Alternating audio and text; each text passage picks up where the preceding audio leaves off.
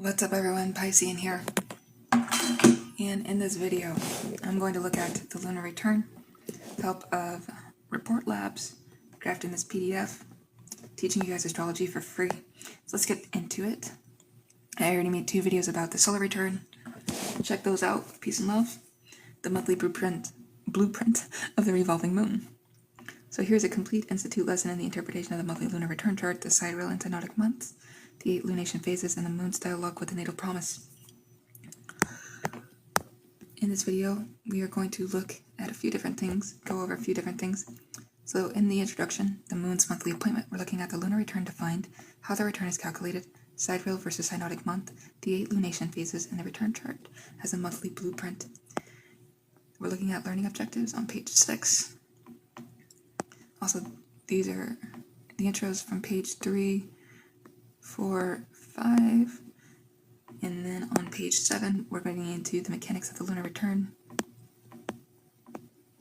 And that involves exact return time, precision as discipline, house systems and the return angles, orbs, aspects and emphasis, declination, the moon's latitude of feeling. On page 8, we're looking at a worked example, the subject and the charts. On page 12, we're looking at reading the return step by step, the return and dialogue with natal.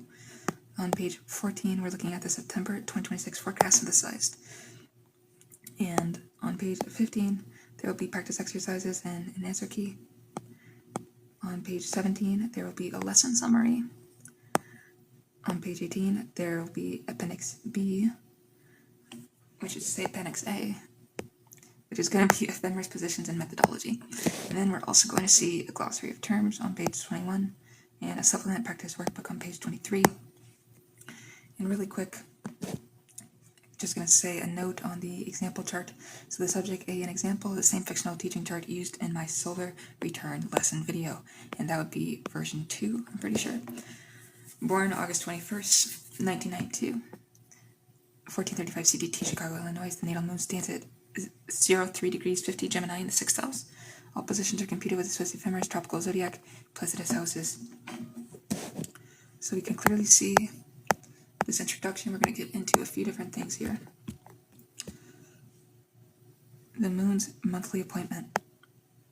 So once a month, at the exact moment the transiting moon returns the degree and minute of longitude it occupied at your birth, the heavens reset the emotional clock. This instant, the lunar return, is the fastest, most intimate, most practical of the return techniques. The solar return is the year's constitution, but the lunar return is the month's weather report of the heart.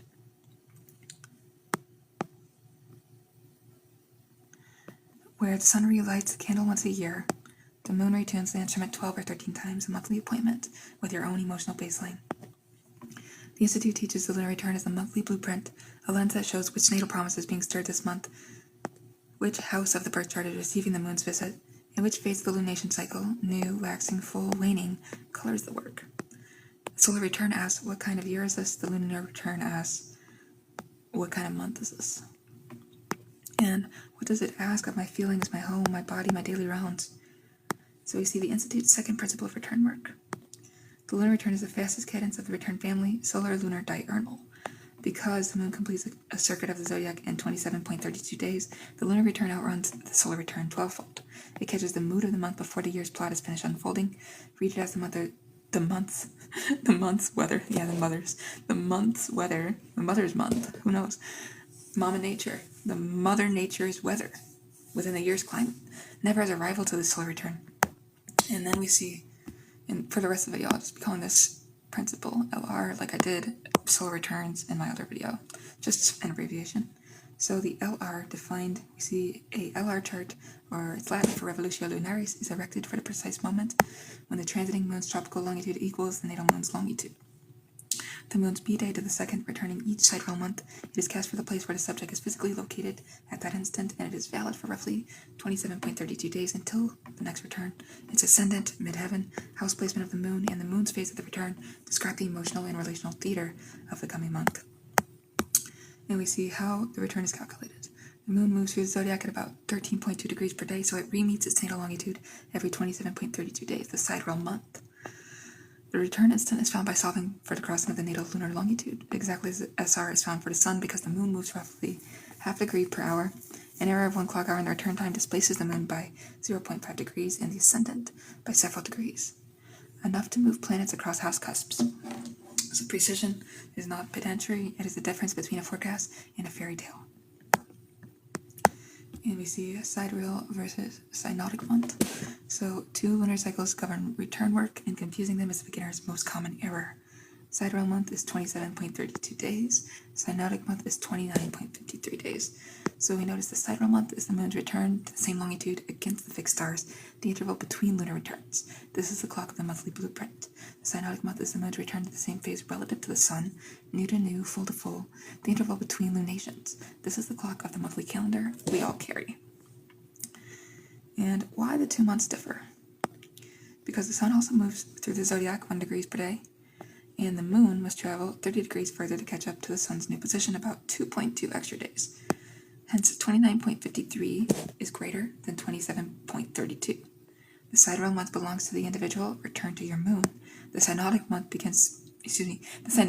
belongs to humanity, and that's the shared lunation cycle.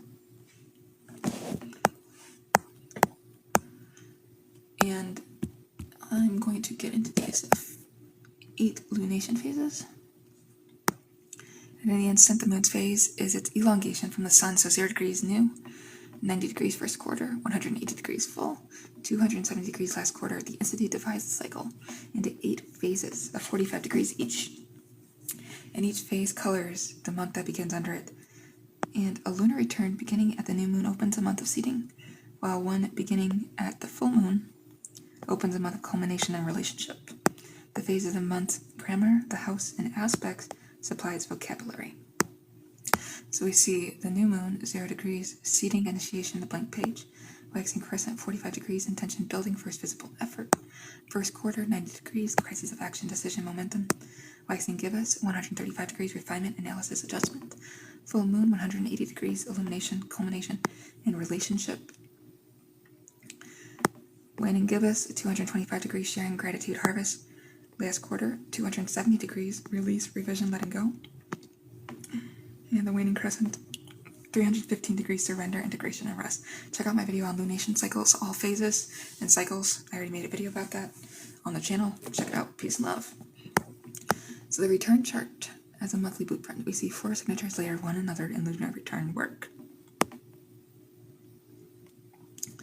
We see the house placement of the return moon, the departure of life, where the month's emotional weather concentrates. The phase of the moon, the return, the month's overall rhythm, planting, building, harvesting, releasing. The return ascendant in midheaven, the month's posture and its axes of visible achievement. Aspects between the return moon, the return planets, and between the return moon and the natal planets. The month's supporting chaos and its dialogue with the birth promise. Okay, so learning objectives. So by the end of this lesson video, you will be able to state the definition of the lunar return and the exact moment of its computation. Distinguish the sidereal month from the synodic month. And explain why they differ. Name the 8 lunation phases and state the forecasting significance of each. Explain why precision in the return time matters more for the moon than for the sun. Excuse me. And identify the return moon's house, return moon's phase, return moon's aspect pattern as the month's primary filters. Read the lunar return in dialogue with the natal moon and the solar return. Produce a 1-month forecast from an unfamiliar lunar return chart. And we see the mastery criterion. You have mastered this lesson when you can produce, unaided, a 1-page forecast for Stranger's Month from a lunar return chart, correctly naming the month's arena, moon house, rhythm, phase, posture, the ascendant, and the natal promise being activated, the return natal dialogue. So here we see the mechanics of the lunar return, and sorry for any background noise, that's my refrigerator knocking. Exact return time. We're looking at precision as a discipline. So return instead is defined by longitude alone.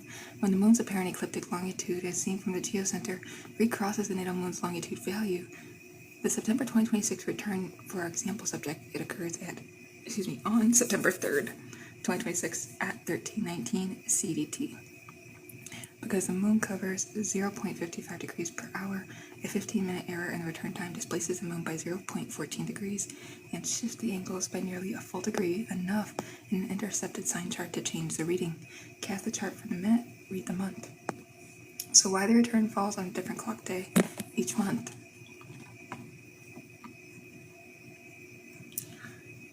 Thirteen sidewell months, so 13 multiplied by 27.3217 days equals 355.2 days, fit into a year with about 10 days to spare. So the lunar return migrates 10 days earlier each calendar year. And some years deliver 13 lunar returns instead of 12.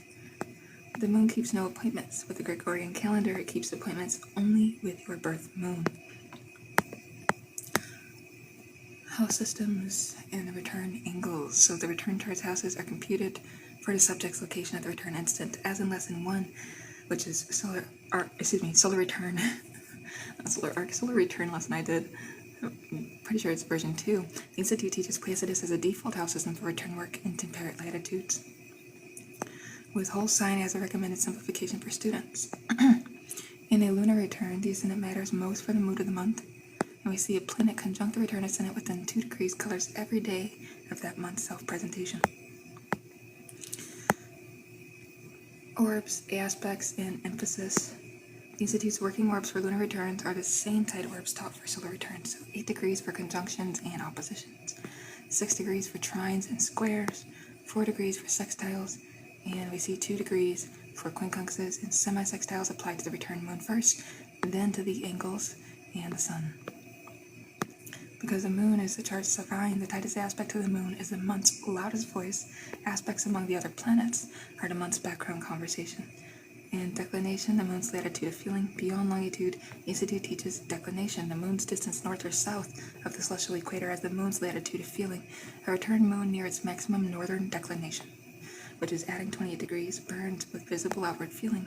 And we see a moon near 0 degrees declination operates close to the equator of the psyche, even-keeled, pragmatic, unswayed. A September 2026 return moon at adding 26.1 degrees declination is running high and bright. And we see that the month's emotions are loud, legible, and hard to hide. And we see a hierarchy of emphasis for the LR edition. First, return ascendant and midheaven and planets upon them. Then the return moon, house phase, declination, aspects, and the return sun as the month's secondary light. Then tight aspects to the return moon. Then the dialogue with the natal moon and natal planets. And so the worked example here is the subject in the charts. We see our subject born August 21st, 1992 at 14:35 CDT in Chicago, has natal moon at 03 degrees 50 Gemini in the 6th house. So we see that the first lunar return after the 2026 solar return occurs on September 3rd, 2026 at 13:19 CDT, cast for Chicago. The moon returns to 3 degrees 50 Gemini. This time it's in the 7th house, under a last quarter phase, elongation 262.6 degrees, with Sagittarius rising and Virgo midheaven. Study the figures below, then follow the step-by-step reading. So we see this first figure shows us the LR of September 3rd, 2026, the monthly blueprint. Moon at 3 degrees 50 Gemini in the 7th house, conjunct Uranus with Sag rising, Virgo midheaven, and the silver ring marks the returning moon. In this figure, we see the 8 lunation phases. Elongation of the moon from the sun, 0 degrees is new, 90 degrees first quarter, 180 degrees full, 270 degrees last quarter. So the moon waxes from new to full, then wanes back to new, 1 synodic month, 29.53 days. So the moon's phase at any instant is its elongation from the sun. This month's return falls at 262.6 degrees. Last quarter, release, revision, letting go. So we see the sun smack dab in the middle, and remembering that we have our last quarter moon, which is 270 degrees at the bottom and at the very top. We have our first quarter, which is 90 degrees. Then we see rising gibbous, 135 degrees, full moon, 180 degrees, waning gibbous, 225 degrees, with a waxing crescent, 45 degrees, new moon, 0 degrees, and a waning crescent, 315 degrees. And figure 3 shows natal versus lunar return. So the natal is on the left. We see the lunar return right side by side here. The return moon reoccupies natal Gemini, but now it's in the 7th house and is conjunct Uranus. So I'm going to get into reading the return step by step. So you see the first step for this chart specifically is the stage, the return moon in the 7th house. The month's emotional weather concentrates in the house of partnership. Moon in the 7th makes relationships, contracts, negotiations in the mirror of the other, the month's central mirror. For natal 6th house moon, which is service, work, daily health, this return pulls the feeling center out of the workshop and onto the shared stage. The month is about being seen in a relationship rather than quietly serving behind the scenes. And step 2, we see the rhythm last quarter phase, 262.6 degrees. The moon returns in its waning last quarter phase. The month's grammar is release, revision, letting go. What was seeded 2 months ago now needs pruning. Combined with the 7th house stage, the forecast leans toward renegotiating partnerships, closing old accounts, and clearing relational debris, not launching new alliances. Step 3 is the posture, Sag rising, Virgo midheaven. The month opens with the same Sag ascendant as the birth chart, a homecoming of self-presentation, direct, questing, unpretentious. And we see the Virgo MC echoing the natal Virgo MC keeps the visible axis of the month on craft, work, and practical service, natal moon's own house language. The month's public face is competence, its private work is relational honesty. In step 4, the actor's moon conjunct Uranus orb 1.8 degrees. The tightest voice of the month is the moon-Uranus conjunction in Gemini. Sudden insights, electric encounters, unexpected turns in relationships, and a restless need for freedom within the 7th house arena. With the return sun quincunx Saturn, orb of 2.3 degrees, the month's background home is adjustment to structure. Work, duty, and the body's limits demand recalibration even as Uranus cracks the windows. In step 5, the deep currents, moon sextile Neptune, orb of 0.2 degrees, and trine Pluto, with an orb of 0.4 degrees. The return moon floats on a razor thin sextile to Neptune and Aries in the 4th house. Intuition and compassion are available all month, and so is the temptation to idealize a partner. The trine to Pluto and Aquarius in the 2nd house underwrites this month with depth. Emotional honesty transforms what it touches, especially around shared resources and self-worth. And the signature sentence we see this month, I am asked to bring my feeling life into the open arena partnership, to renegotiate, release, and let go under a last quarter light, while sudden Uranian insights electrify my closest bonds, and the deep patient currents of Neptune and Pluto remind me that honesty is the month's only safe currency.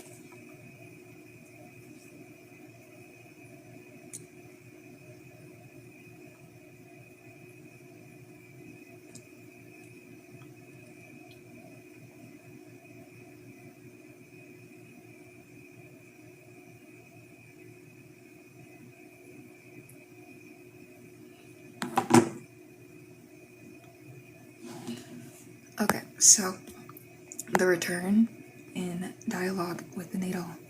The lunar return speaks to the natal chart twice, through the returning moon itself, and through the return moon the aspects to the natal planets. So the return moon squares the natal sun with an orb of 4.9 degrees. The month's emotional needs, the 7th house, stand in productive tension with the natal 9th house sun's need for freedom, meaning, and distance. The month asks, how much autonomy can intimacy tolerate?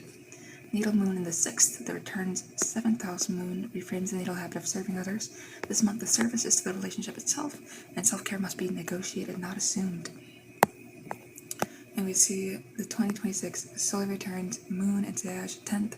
The year's emotional theme of public achievement is now met by a month of relational mirroring. So the September lunar return asks the native to feel what the year is building in the mirror of another. Here we see the year of lunar returns, 13 monthly blueprints. And at the bottom it says here, all 13 LRs of the year for 2026 to 2027, each marker is one monthly blueprint. Its color is the phase, its number is the moon's house. The dashed lines bracket the worked month. Full moon, August 27th, returning September 3rd. The new moon, September 10th. And also one lunar return every 27.32 days for sidereal month. Numbers above markers. Moon's house, dashed lines, full and new moon anchors of the worked month. So the sun is right here through the zodiac. We see the new moon and the full moon across it.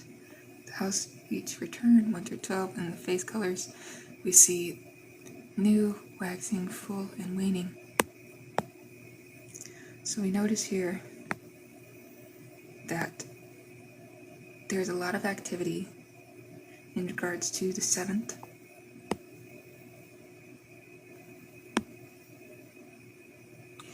As well as the 10th.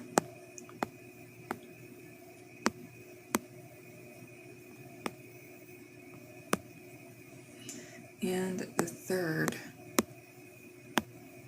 5th. And then we notice that the 2nd, 4th, and 9th are by themselves. So we look at that September 2026 forecast and we synthesize, we see pulling the threads together. So September 2026 is a month of relational renegotiation under a last quarter light. The 7th house moon with Uranus makes partnership at the stage and surprise the script. Expect the unexpected and committed bonds with a strong pull toward honesty and freedom. The Sag ascendant keeps the native's directness intact, while the Virgo MC keeps work competent and visible. We see the Sun, Saturn, quincunx, memories of duty and health adjustments in the background, while the Moon, Neptune sextile, and Moon, Pluto trine give the month an undercurrent of compassion and depth that can turn the Uranian electricity into genuine transformation. So key dates: the full moon of August 27th opens the theme. The last quarter lunar return of September 3rd activates it. We see the new moon of September 10th in Virgo offers the month's reset point.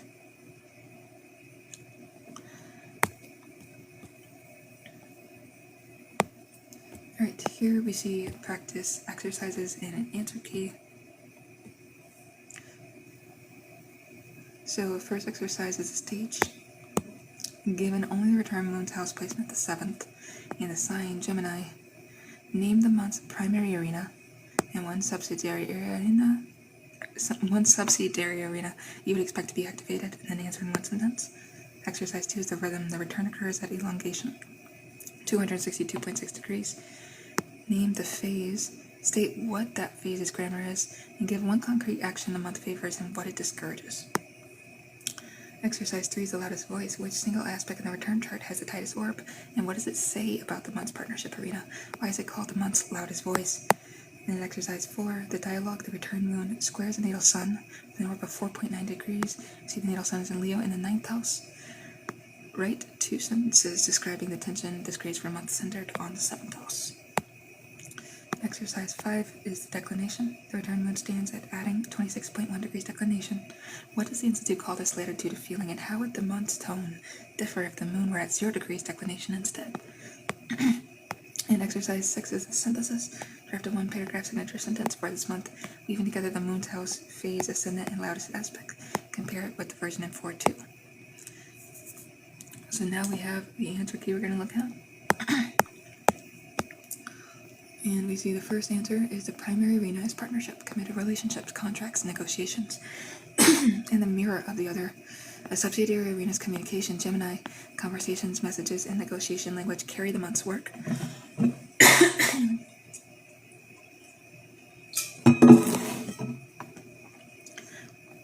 Last quarter, 270 degrees subtracting 22.5 degrees.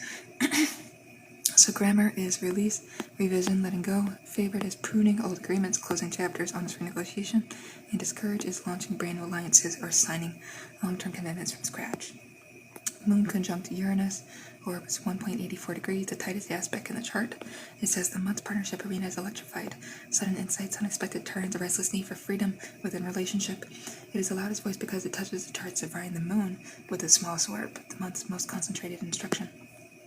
The natal sun in Leo, the 9th, wants freedom, meaning and distance, while the month's 7th house moon wants closeness, negotiation, and mirroring.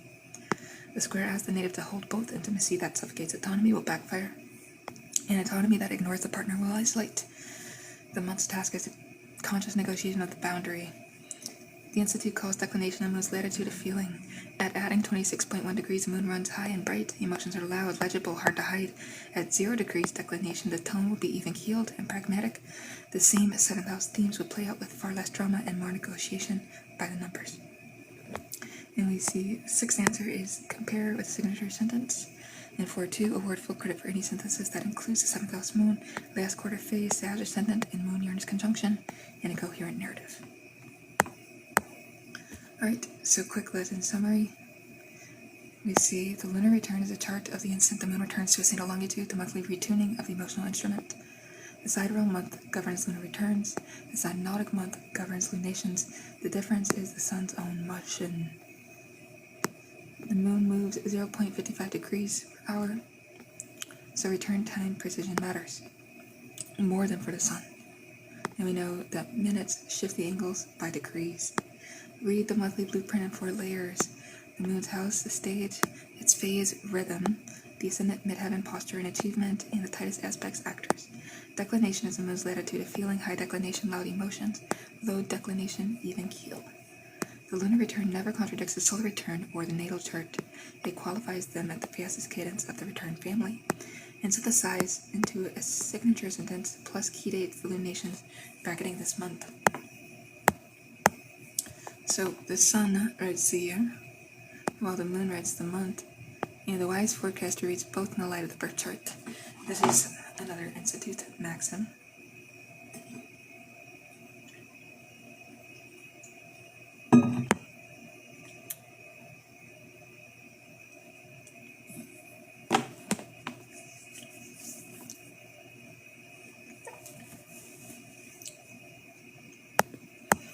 Alright, so now it says Appendix B, but this is really Appendix A with the ephemeris positions and methodology. We look at the natal positions, and then we're looking at the LR positions. So we do Sun, Moon, Mercury, Venus, Mars, Jupiter, Saturn, Uranus, Neptune, Pluto, and Rahu. Same here. And then we're looking at the longitude tropical, the house it's in, and declination.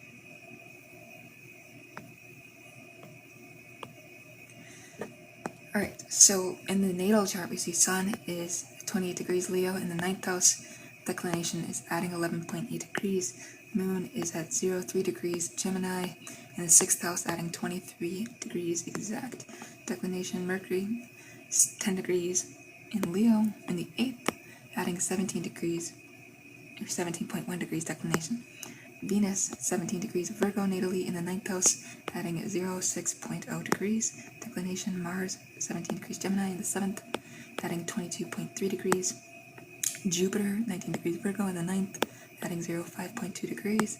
Saturn at 14 degrees Aquarius, sitting in the 2nd, subtracting 17.6 degrees. Uranus at 14 degrees Capricorn, sitting in the 2nd, subtracting 23.1 degrees.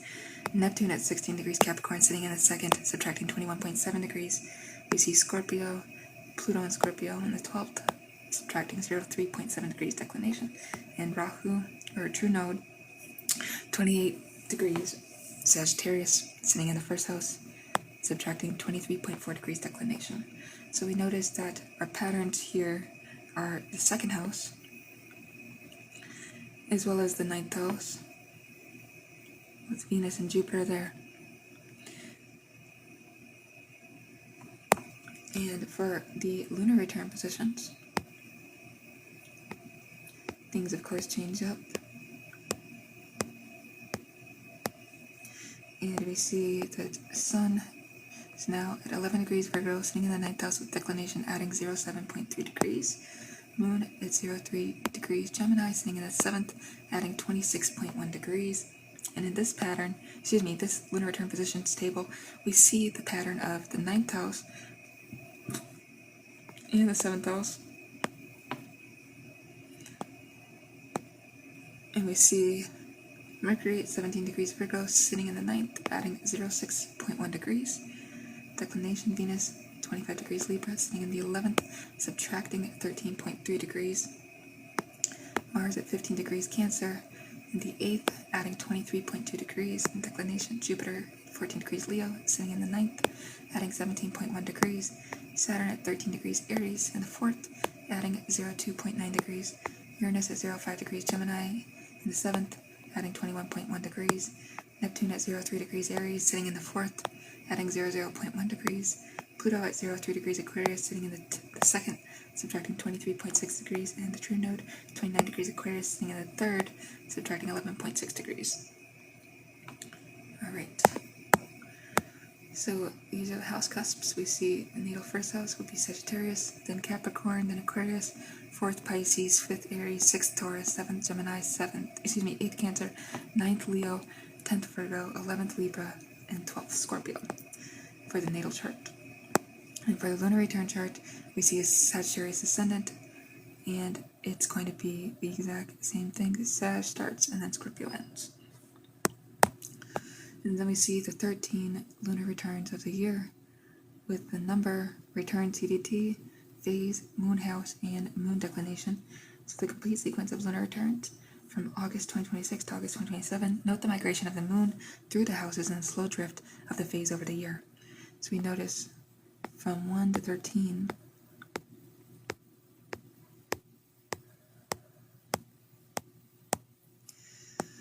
so the first return is the last quarter phase in the 7th, adding 26.1 degrees. Second is the waning gibbous, sitting in the 2nd, adding 26.0 degrees. We also see another waning gibbous, this time sitting in the 10th, adding 25.8 degrees. And then we see another waxing gibbous, this time it's the 5th and 6th. So we see waxing gibbous sitting in the 9th, waxing gibbous sitting in the 3rd, adding 25.8 degrees, and in the 3rd adding 25.9 degrees. And then we see the pattern of the 10th, the waning gibbous, didn't mean to say waxing, so waning gibbous for 9/30/2026 and 10/28/2026, and then waxing gibbous for 12/21/2026 and 1/18/2027. Then we see the first quarters, we see the full moon sitting in the 4th, adding 25.8 degrees, the first quarters in the 10th and the 7th, one adding 26.0 degrees, the other adding 25.9 degrees. Then we see a waxing crescent in the 3rd, adding 25.7 degrees. We see 2 new moons, one in the 10th, adding 25.6 degrees, and the other in the 5th, adding 25.6.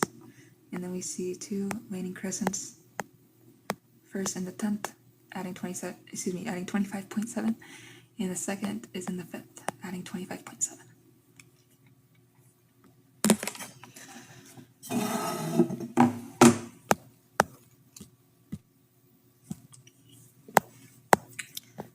So just a few more things to get it over. There is methodology notes as well as a glossary. So methodology notes, we see the ephemeris, so it's ephemeris pi swiss f, high precision JPL derived DE series, planetary files, tropical zodiac, geopositions, house system placidus for all angles and cusps, consistent with institute teaching for temperate latitudes, return instant, root finding by bisection on the moon's ecliptic longitude, crossing of the natal value, the moon's speed, 0.55 degrees per hour, and makes a 1 second time resolution correspond to lesser than 0.0002 degrees of lunar longitude. Residual error at the softness is 0.0000 arc minutes. You can see console verification. Time handling, all positions in UT, local clock times converted with the standard offset for Chicago in September. Lunation anchors, new moon, full moon bracketing the worked return, solved by the same bisection method on the sun-moon elongation. Aspects, orbs is taught in 3.3. We see the true node is shown in the wheel and tables, but excluded from the aspect grid. And declinations computed in the equatorial frame at the same instant. Included tables B1, B2, and B3 for the declination exercises in the supplement. All figures and tables in this lesson are generated from chart data lunar JSON by deterministic scripts, compute data lunar pi, make charts lunar pi, build PDF lunar pi. The entire lesson can be rebuilt from scratch in a single pass, guaranteeing auditability of every published number. And a glossary of terms. So lunar return is the chart erected for the exact instant the transiting moon returns to its natal longitude, valid for 1 sidereal month, 27.32 days until the next return. Revolutio lunaris is Latin for lunar revolution, the classical name of the lunar return technique. Sidereal month is the moon's return to the same ecliptic longitude against the stars, the interval between lunar returns. Synodic month is the moon's return to the same phase relative to the sun, the interval between lunations. We see lunation is a complete new moon cycle, the synodic month's embodiment, so new moons and full moons are the cycle's anchors. elongation, the angular separation of the moon from the sun, measured along the ecliptic. So 0 degrees for new, 90 degrees for first quarter, 180 degrees for full, and 270 degrees last quarter. And phase, the moon's illuminated fraction and its place illumination cycle. The Institute divides the cycle into 8 phases of 45 degrees each. New moon, elongation 0 degrees, seeding, initiation, the blank page, the month's reset point. So full moon is elongation 180 degrees. Illumination, culmination, relationship, the month's peak of visibility. Ascendant is assigned degree rising over the eastern horizon of the chart moment, the month's posture, and self-presentation in a return chart. Midheaven is the point where the ecliptic crosses the meridian, the axes of career, reputation, and public achievement. House cusps, the 12 boundaries dividing the chart into life departments, and Placidus derived from time-based arcs of the ecliptic. Placidus is the most widely used time-based house system, the Institute's default for return work in temperate latitude. The aspect is an angular relationship between two planets or a planet at an angle carrying an interpretive quality. Got a conjunction, which again, 0 degrees, opposition 180 degrees, trine 120, square 90, sextile 60, quincunx 150, and semi-sextile 30. And orb is the permitted deviation from an exact aspect angle. The smaller the orb, the more concentrated the aspect's influence. And we see conjunction as fusion, identification. Opposition is polarity, dialogue. Trine is flow, talent. Square is friction, growth. Sextile is opportunity, cooperation. And a quincunx is adjustment, awkwardness, health and service corrections. We see declination, body's angular distance north or south of the celestial equator. The Institute views the moon's declination as its latitude of feeling. A stellium is 3 or more planets in one sign or house, a concentration of emphasis. A transit is the current position of a planet as it moves through the zodiac. Transit to the return moon and angles time the month's events. Tropical zodiac is the zodiac measured from the vernal equinox used by the Institute for all return work. And a signature sentence is a one-sentence synthesis of a return chart. Stage is moon's house. Rhythm is the phase. And we see posture as the ascendant with loudest aspect as well. So here's a supplement practice workbook. And the supplement is designed for self-study, classroom use. Reproduce a blank template for each exercise. Keep the worked example closed while attempting them. And this is a blank template, and you would basically draw the cusps from the tables in Appendix B, and then you place the planets by longitude, then draw the aspects. And here we have the exercise set with interpretation prompts. So the next return, prediction first. Predict before computing the likely moon house for the lunar return of September 30th, 2026, the second return of the series. If the subject remains in Chicago, state your reasoning from the house migration at table B3, then compute or obtain the chart and compare. Also, phase reading, the 30th of September return falls at elongation at 236 degrees. Waiting give us contrast the month's grammar with the worked month's last quarter grammar and state which kind of work each favors. The loudest voice we visited, reopen the worked return. If the moon Uranus conjunction were removed, which aspect would become the month's loudest voice and how would the forecast change? Declination practice using table B2, list the planets within 12 degrees of the celestial equator, and name what this low declination cluster. So just about the month's background tone, contrast with the moon's adding 26.1 degrees. Relocation return, suppose the subject spends the September 3rd, 2026 return instant in Tokyo. Explain qualitatively how the return ascendant in midheaven would change and what this implies for the month stage. And a signature sentence, write a single sentence. A signature sentence for a hypothetical friend's lunar return with the moon in the 10th house under first quarter phase and a Libra ascendant, then compare with the Institute's hierarchy in 3-4. I'd say 20 minutes per exercise. Blank templates, figure 5 may be photocopied. Exercises A and E requiring ephemeris or software. B through D and F require only the figures and tables in the lesson. Full model answers are reserved for the instructor's edition. And here we're going to end on notes and references. And mainly the references in the videos that I've been making lately. Christian astrology, Tetrabiblos, Liber Astronomy, Swiss ephemeris documentation, and by Swiss computed positions. And so there's also 9 different notes. So the first is the lunar return is defined by longitude alone, the instant that moon's geocentric apparent ecliptic longitude equals the natal moon's longitude. The exact instant for the worked example is in here, if you've seen everything I already talked about in the video. Next, the sidereal month. We know this is because the moon's orbit is eccentric. The actual interval between successive returns varies between 27.23 and 27.43 days. 13 intervals measured in this lesson span about 653.6 through 659.3 hours.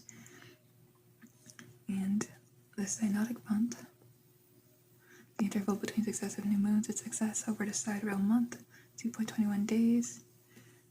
It equals the time the moon needs to catch up to the sun's 30 degrees of forward motion. The 8-phase division, 45 degrees per phase, is the Institute's teaching convention. Classical astrology commonly works with the 4 primary phases, so the new moon, first quarter moon, full moon, and last quarter moon.